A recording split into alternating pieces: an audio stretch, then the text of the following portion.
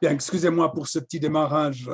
Voilà, bah, c'est habituel, je pense, avec ces moyens techniques. Vous voyez, bon, études sur des femmes victimes d'abus sexuels. Donc, ça va être un petit peu en continuité de la présentation de Susanna. Et vous voyez sur ma page titre, j'ai mis cette peinture de Frida Kahlo. En préparant cette communication, euh, je connaissais un peu Frida Kahlo, voilà, ses peintures. Je sais que c'était une grande traumatisée. Vous connaissez peut-être son histoire d'accident en tramway, enfin, qui l'a marqué pendant toute sa vie.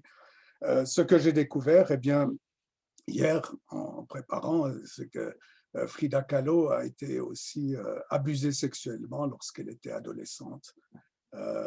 Et ce qui effectivement m'a motivé à mettre cette peinture euh, sur ma page de titre. Alors, bon, voilà, quelques mots sur l'abus sexuel chez les femmes. Vous savez que bah, c'est quelque chose qui est assez fréquent. Voilà, les statistiques différentes sont différentes, évidemment, selon les pays, les régions. On estime, en gros, enfin, qu'une femme sur 7 a pu vivre ce genre d'événement. Le risque est évidemment plus élevé pour les femmes que pour les hommes, les garçons. Frida Kahlo, ici sur cette photo, à environ une douzaine d'années, 13 ans, peut-être c'est le moment justement où, selon ce qu'elle rapporte, qu'elle aurait vécu cet épisode. Alors, dans la littérature, il n'y a pas d'implication unique, disons, de ce genre d'événement, abus sexuels, sur la psychopathologie. Donc, comme l'a rappelé tout à l'heure Susanna, évidemment, on est dans des histoires plurifactorielles. Euh, on estime, une estimation très grossière, vous le voyez, que l'incidence de troubles psychopathologiques se situerait environ entre 6 et 45%. Voilà, on est un petit peu dans des estimations très grossières. Et alors, évidemment, il y a de très grandes différences individuelles, c'est ça qui va nous intéresser, dans le risque, dans la vulnérabilité, qui ne sont pas forcément, donc il faut toujours le souligner, hein, c'est pas forcément lié à la gravité des événements. La gravité, c'est une chose et la vulnérabilité, c'est autre chose. Alors, bien, c'est là qu'on est en continuité de ce que disait Susanna, c'est-à-dire qu'on va s'intéresser ici à la trace du traumatisme sur ce fameux axe de stress. Pourquoi? Bien, on va le voir. Qu'est-ce que c'est l'axe de stress? Donc, ce fameux axe hypothalamique, pituitaire, adrénocortical dont a parlé Susanna, eh bien, c'est une série de déclenchements dans le cerveau, dans des situations adverses, dans des situations de stress, comme on pourrait dire, et qui déclenche voilà, une avalanche, notamment au niveau endocrinien, une avalanche d'événements. Et un de ces événements, donc la sécrétion de cortisol, est intéressante parce qu'elle va permettre de repérer assez facilement, économiquement même, le fonctionnement de l'axe HPA. En récoltant par exemple de la salive, donc voilà, le cortisol se répand dans les liquides corporels et on va pouvoir le repérer facilement. Alors, pourquoi c'est intéressant? Eh bien parce que la littérature aussi, elle montre que quand il y a une dérégulation, une dysrégulation donc de cet axe HPA, chez des personnes qui ont été exposées à des événements adverses, à des traumatismes, etc., eh bien, cette dysrégulation, eh bien, c'est justement un facteur de vulnérabilité pour la psychopathologie chez ces personnes-là. Alors, le modèle, il sera un petit peu le suivant, si vous voulez. C'est-à-dire que vous avez euh, l'exposition à un stress, donc en l'occurrence, on va parler des abus sexuels, et puis eh bien, la dysrégulation de l'axe HPA, qu'est-ce qui va se passer exactement? Dans quel sens, du reste, ça va évoluer? Alors, il y a eu évidemment énormément d'études, même assez anciennes, qui ont été faites sur le sujet. C'est que le cortisol, sur le cortisol. Alors, le cortisol, vous voyez cette courbe ici, les points noirs que vous voyez ici, illustrent chez des enfants, en l'occurrence, comment se passe le cortisol entre le matin, à midi et le soir. C'est-à-dire que on a chez tout individu, normalement, donc un cortisol plutôt élevé le matin et une décroissance durant la journée. Chez des individus qui ont vécu des événements adverses importants, donc je dirais des traumatismes, eh bien, on a un phénomène qui est apparu de façon assez récurrente dans la littérature. C'est un aplatissement de cette courbe de cortisol, une sorte de désensibilisation de l'axe de stress durant la journée, donc chez des individus qui ont vécu des événements graves.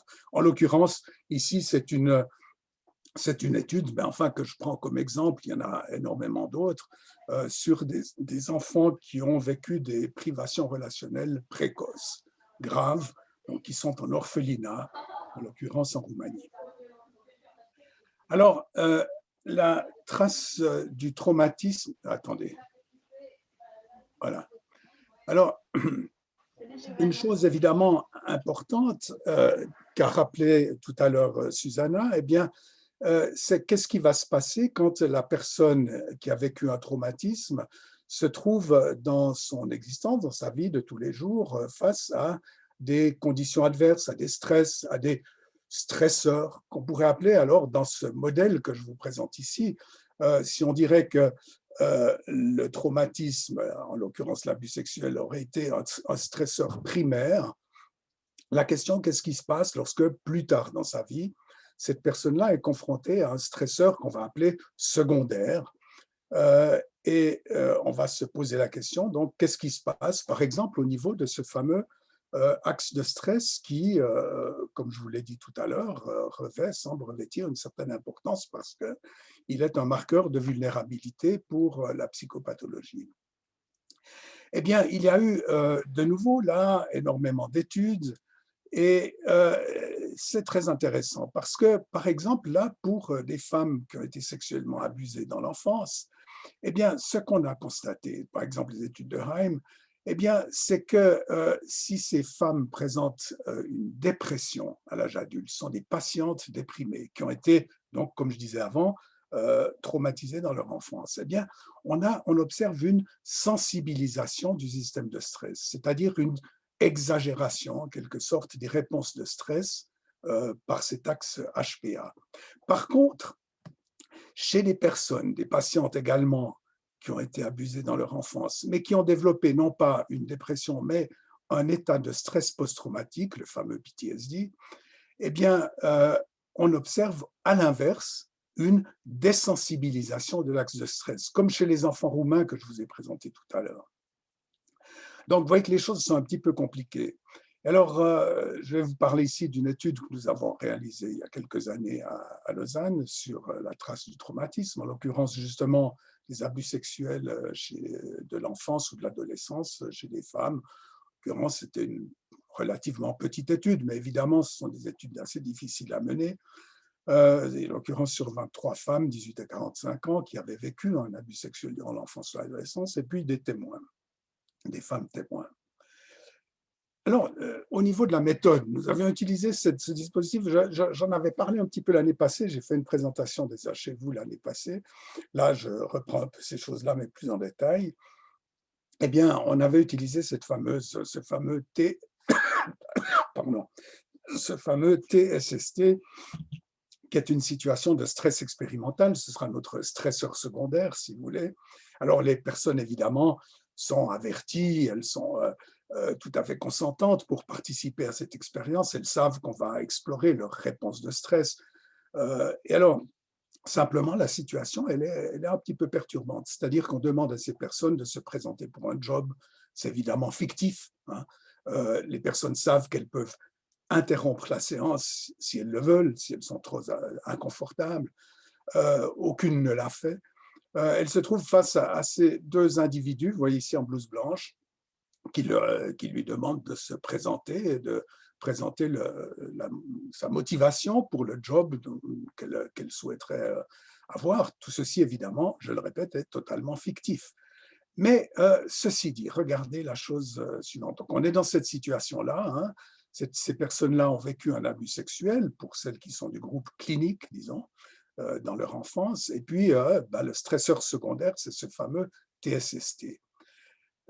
Et nous allons recueillir donc de la salive pour doser le cortisol, avec différentes précautions. Évidemment, il ne faut pas avoir fumé dans les heures qui précèdent, pas avoir bu certaines boissons, etc., etc.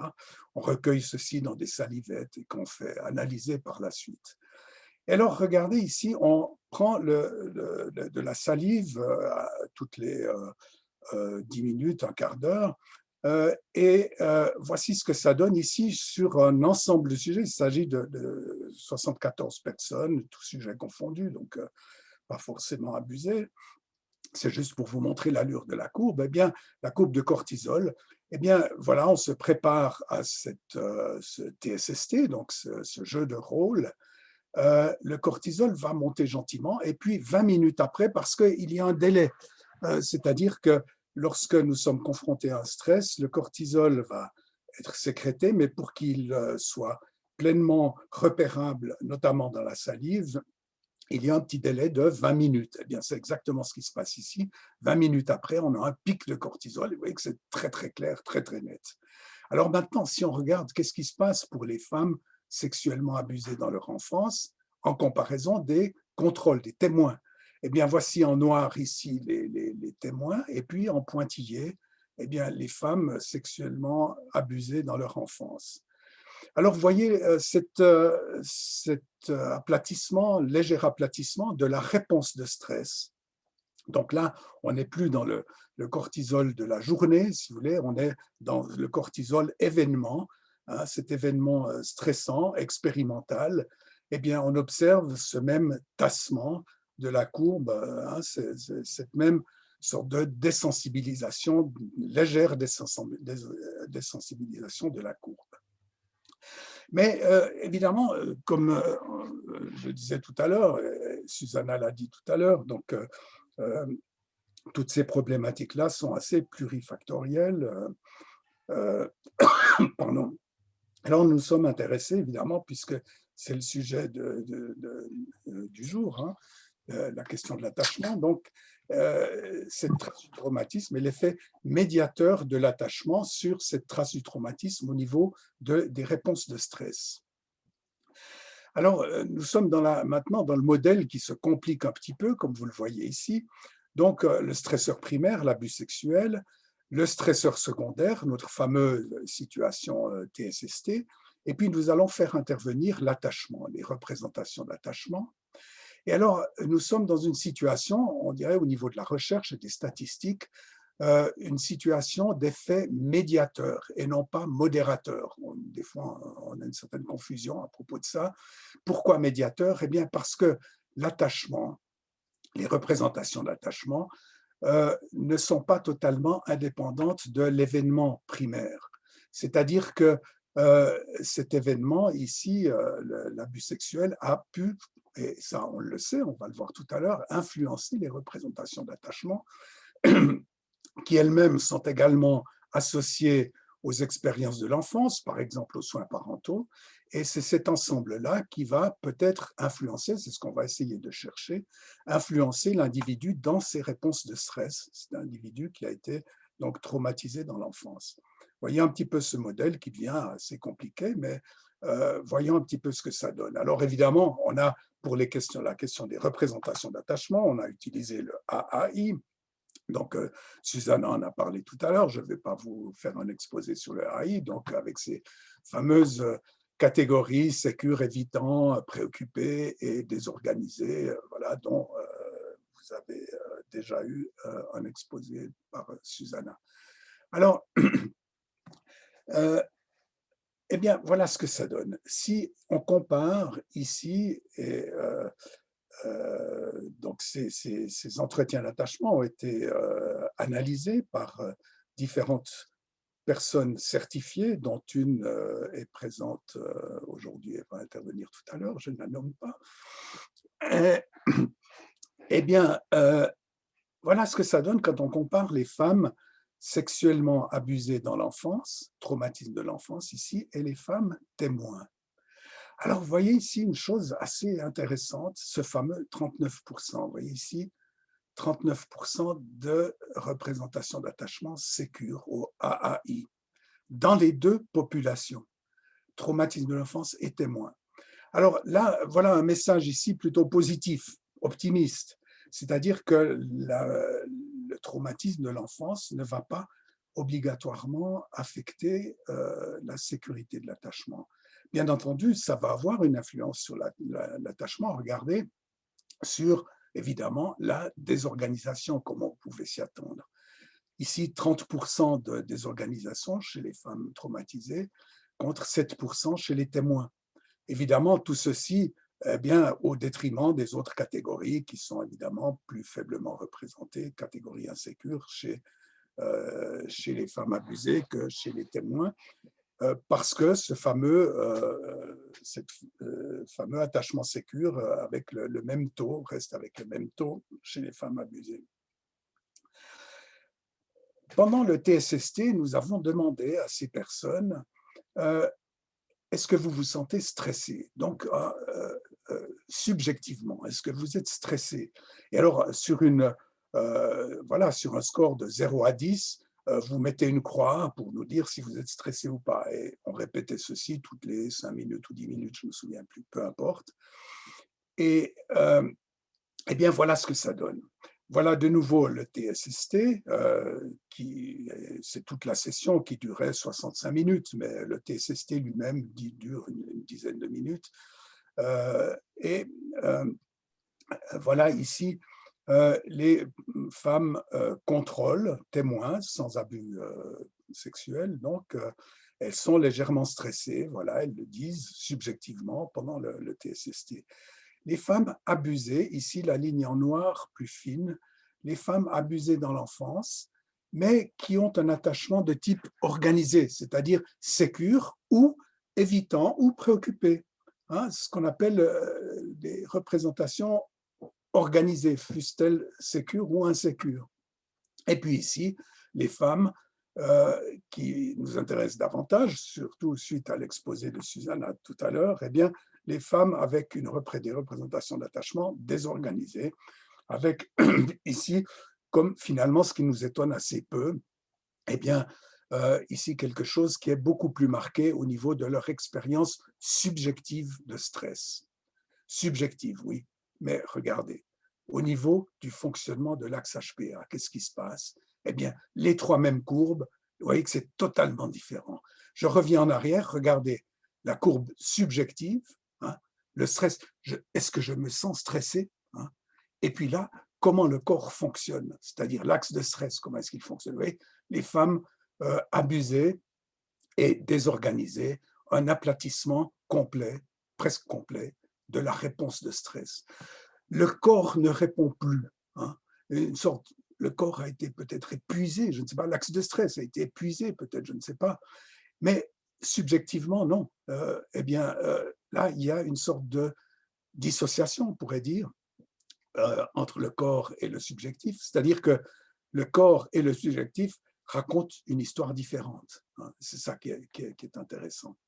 Et les femmes abusées et organisées, avec sécure, préoccupée, évitante, eh bien, elles ont exactement le même profil au niveau de l'axe de stress, comme le montre le cortisol, disons, que les femmes témoins, disons, qui n'ont pas eu de problème particulier.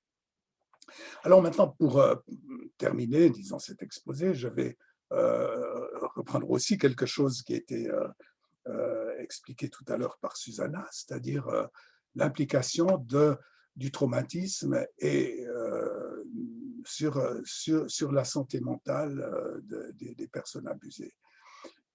Alors maintenant, on est dans ce modèle ici, l'exposition au stress, donc l'abus sexuel, l'attachement, les représentations d'attachement, le AI, donc qui dépend, comme je le disais tout à l'heure, à la fois de l'expérience de l'enfance, des soins parentaux et de la présence, disons, de ce traumatisme particulier de l'enfance, hein, qui peut forcément influencer sur les représentations d'attachement. Et tout ça, est-ce que ça a un effet sur la santé mentale? Et on est de nouveau dans la situation d'un effet médiateur. Donc là, la médiation, hein, la médiation de l'attachement sur la santé mentale chez des personnes abusées. Alors, pour ce faire, nous avons utilisé, non pas en fait le AI, mais on a utilisé les questionnaires. Pourquoi? Eh bien, les questionnaires d'attachement adulte, ça a quelque chose d'intéressant quand même, il faut le dire, c'est-à-dire que ça nous permet d'avoir des données quantitatives, d'avoir des chiffres, si vous voulez. Alors, pour les analyses statistiques de ce qu'on appelle les modèles de médiation, modèles de médiation, donc qui correspondent à un traitement statistique particulier, on a besoin de chiffres plutôt que de catégories, comme dans le cas du AAI qui nous donne ces fameuses quatre catégories, si vous voulez.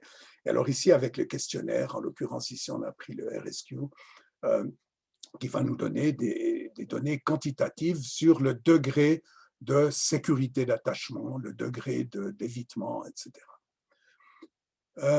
Et alors, voici ici, statistiquement, évidemment, je vais vous raconter ce truc-là, non pas de le comprendre, de comprendre ces chiffres comme ça. Alors, voilà ici le modèle de médiation. Qu'est-ce que ça veut dire? Eh bien, ici, l'abus sexuel, la gravité. Alors là, on a utilisé un indice de sévérité ou de gravité de Bremner de l'épisode d'abus sexuel. Ici, on a l'attachement, donc l'attachement quantitatif, hein, le degré de sécurité en l'occurrence, d'attachement. Et puis ici, le fonctionnement psychologique, c'est-à-dire la santé mentale au sens très général. On a utilisé, là, c'était à l'époque le DSM-4 encore, l'indice GAF, Global Assessment Functioning, du DSM-4, qui de nouveau est quantitatif. Donc là, on est vraiment dans les chiffres. Alors, qu'est-ce que disent ces chiffres? Eh bien, il y a un lien, évidemment qu'on attend, entre la gravité de l'abus et le degré de sécurité de l'attachement. C'est-à-dire, plus l'abus a été sévère, moins l'attachement sécure est important, ou plus l'attachement est insécure, si vous voulez. Et là, on a une corrélation assez importante. On a un lien entre le degré de sécurité de l'attachement et la qualité du fonctionnement psychologique, une corrélation très importante, 55, bon, oui, c'est important. Donc, plus l'attachement est moins l'attachement est sécure, plus il y a de dysfonctionnement psychologique, si vous voulez. Et puis, on a ici un lien, évidemment, aussi attendu entre la gravité de l'abus et le fonctionnement psychologique, c'est-à-dire plus l'abus a été grave, plus moins bon est le fonctionnement psychologique. Voilà, on a 3 corrélations importantes. Mais quand on traite statistiquement tout ça et que on essaye de comprendre quelle est la part de l'attachement dans ce lien ici entre abus et fonctionnement psychologique, eh bien ce lien disparaît. Il disparaît pratiquement, il est plus significatif. Il passe ici de, vous voyez les chiffres, de 0,37 à moins 0,15 même. C'est-à-dire que c'est plus significatif. Eh bien, ça veut dire que il faut prendre en compte l'attachement pour savoir quelle est la répercussion du traumatisme de l'enfance sur le fonctionnement psychologique. Voilà ce que ça veut dire. Très intéressant. Ici, on a fait la même chose. Alors là, évidemment, c'est dans la continuité tout à fait de ce que disait tout à l'heure Susanna. On a fait le même modèle, on a appliqué le même modèle, mais avec sur les expériences dissociatives. On a utilisé ici un indice, de nouveau pour avoir des données quantitatives. Le DES, c'est un questionnaire qui nous permet d'avoir une appréciation quantitative du degré de sévérité des expériences dissociatives. Eh bien, on a exactement la même chose, c'est-à-dire un lien entre l'abus et l'attachement, évidemment le même que tout à l'heure, l'attachement et les expériences dissociatives. Hein, ça, eh bien, c'est ce qu'a raconté tout à l'heure Susanna, et on le trouve ici, ce lien exprimé d'une façon très statistique. Et puis un lien entre l'abus et les expériences dissociatives, de nouveau, ici un lien statistique. Eh bien, de nouveau, en appliquant la méthode statistique des analyses de médiation, eh bien, on trouve la même chose, c'est-à-dire le lien entre l'abus et les expériences dissociatives s'annule, disons, tombe dans des domaines non significatifs lorsqu'on prend en compte l'attachement, l'influence de l'attachement. Alors, de nouveau, on est dans cette situation-là, c'est-à-dire que si le traumatisme de l'enfance a une influence sur la santé mentale à l'âge adulte, eh bien, il est important et nécessaire de prendre en compte la qualité de l'attachement comme possible ressource, comme possible effet de résilience, peut-être, je ne sais pas comment il faudrait le dire, sur le devenir. Voilà. Euh, alors, évidemment, la question, c'est de la thérapie. Moi, je ne suis pas thérapeute, donc j'ai fait ce travail-là en tant que chercheur, à l'époque où je travaillais donc au CHU de Lausanne, le CHUV. Et simplement, eh bien, c'est vrai que dans la littérature, mais ça probablement que Susanna ou Raphaël Milkovitch en parleraient beaucoup mieux que moi, eh bien, dans la littérature, on a des exemples effectivement d'interventions pour essayer d'améliorer la qualité de l'attachement, puisque c'est ce point-là qui est critique, qui ne sont pas forcément toutes très positives, ces études.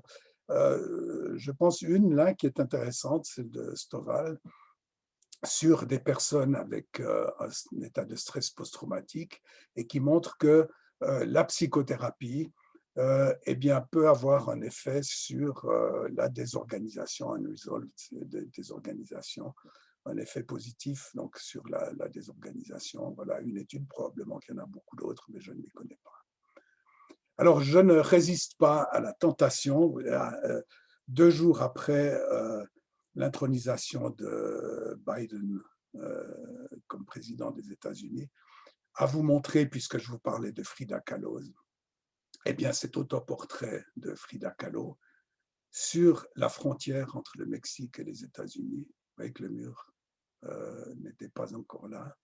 Et bientôt, je m'en réjouis beaucoup, il ne sera plus là. Voilà, je vous remercie de votre attention. J'ai terminé ici ma communication. Donc,